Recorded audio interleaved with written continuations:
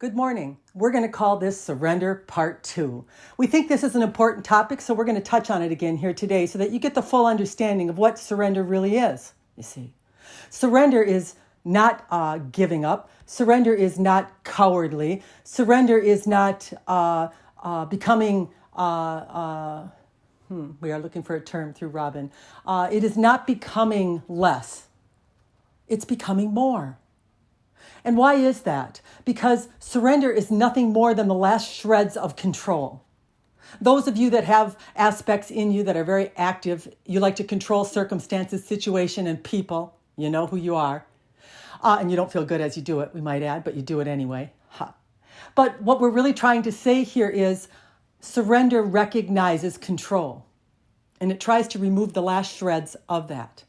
I need to do this, I need to do that. I have to do this, I have to do that. If I don't do this or I don't do that, then this or that is going to occur, you see.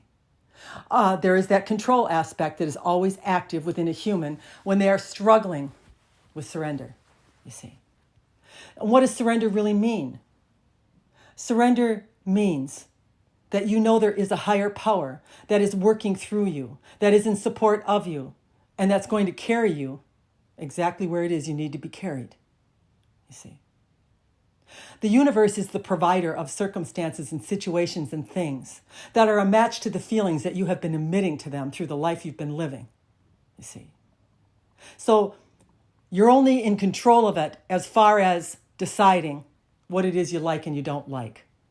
And many of you will say, well, I worked hard, I did this thing that caused my success, but we would tell you there'll be no success without those opportunities coming before you, which are orchestrated in all that is, by the feelings that you have emitted to it, you see. So for that part, we'll give you credit. But in order for there to be inspired action, there has to be some action that's coming from all that is. And that's what it is, you see. We'll go back to your warring and we'll talk about those men that decide to, or women maybe now, that decide to wave that white flag, you see. And you would think, well, they're giving up everything they believe in. They're giving up, you see. But make no mistake about it, they're getting something in return. They're getting their life. They're getting their freedom from what it is that they have held as a belief and why they should be warring in the first place. They've decided that their well-being, their happiness is the most important thing that matters in that moment. And they wave that flag. And we would tell you that even though there is probably a little angst, there's some relief. It's a little bit better feeling than fighting against, especially when you're going down the wrong direction and you know that you are losing the battle, you see. And we would equal that to you in your human experience. You can keep fighting. You can keep thinking that you're the one, you're the superman, the superwoman, the one that's creating all the opportunities, the one that's making it happen. You can go ahead and continue in that struggle, in that strife, and in that control. But the only thing you're making happen is your preference. Get that. You have a preference. Whoop-de-doo is what we would say to that. Now, we're not saying we're not happy about your preference. We are. It's what's expanding all that is and us and you. So for that regard, we're happy that you're here having this experience and developing these preferences that we are receiving in all that is and responding to, you see. So we want a little credit too. We want the high part of you recognized for what it is.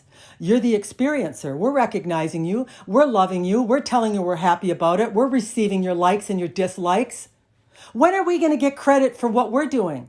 The opportunities that are being provided to you, the inspiration that is coming to you, the alignment that we are sending back to you.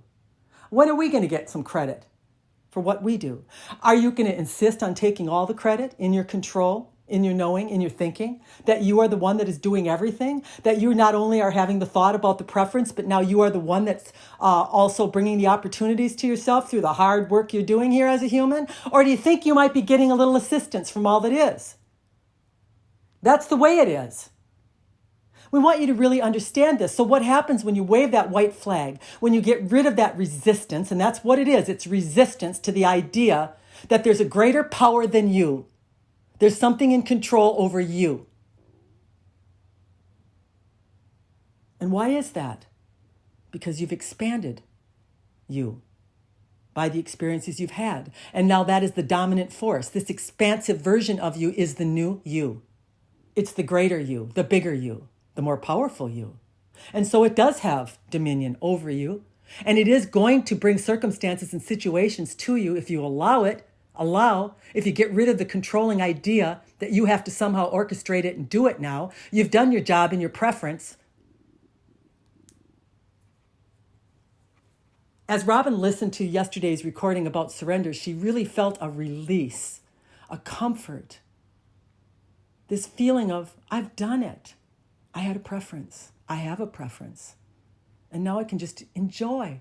She's sitting on her porch, looking at her yard, talking to her husband, having a wonderful time, all the while knowing, I've done my job. And now all I need to do is wait for the universe to respond to me, and I will be inspired into action. And what I am wanting will be shortcoming, you see. We keep clarifying this for you as much as we can, but you have to get the idea that you are working in this union with self, in this dance together. You have a part. All that is has a part. You cannot claim you are all the parts, because then you become the human. And you know what happens when you become the human.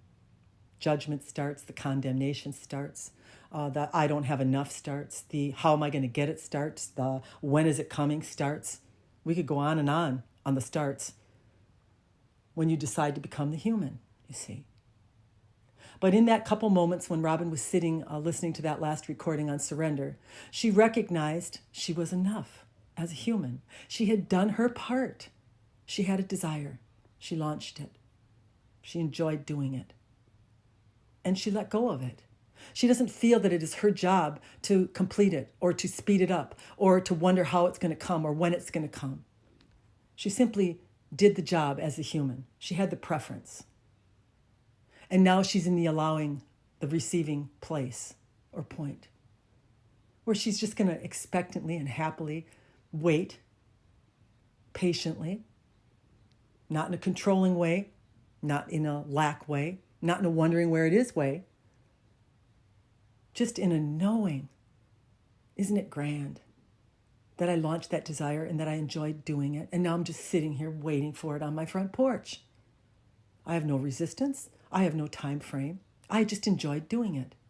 I wouldn't do it any different. If I had $3 million tomorrow, I wouldn't do anything any different. I would continue to have desires, and I'd continue to sit on my porch and wait for them to arrive, you see. Now, many of you don't have the confidence to sit on your porch long enough. You start getting fidgety. You start getting worried. You start fretting, and your control kicks in. Now you got to force the human into some kind of action. Now you have to make something happen. And we would tell you all the while you don't feel good as you're doing it. And that's your sign or signal. Stop doing it. But we keep telling you this over and over, but you're not listening. When are you going to understand what surrender really is? Surrender is my life, my joy, and my happiness is the most important thing that I have while I am here on the earth plane. And I'm going to have it. I'm going to launch my desires. I'm going to pick things that I love to see, I love to do, I love to have, I love to taste, I love to smell. I'm going to pick them all. And I'm going to enjoy it as I do it. What's not enjoyable about picking things you love? There's nothing not enjoyable about that. And what's wrong with relaxing? What's not enjoyable about relaxing? What was not enjoyable about sitting on that porch relaxing after having picked all the things that Robin loved? And now she's just relaxing, expecting, waiting. It's like waiting for a baby to come. It's growing. You know it's in there. You know it's coming. And then eventually, it arrives. You see. And we would say, even in that case, when it comes out, you are so surprised, really, at what was in there. And we're going to tell you it's much the same with your manifestations. It's going to pop out of you and you're going to wonder, where did that come from? And how could it be any more perfect? How could it be any more magical? How could it be any more miraculous than the birth of that baby? You see, that's the best depiction that we can use. We hope that you can really start to get a grasp and an understanding that your job here, your work here, is to be the experiencer and to enjoy this beautiful, unbelievable plane that you are on as you do it.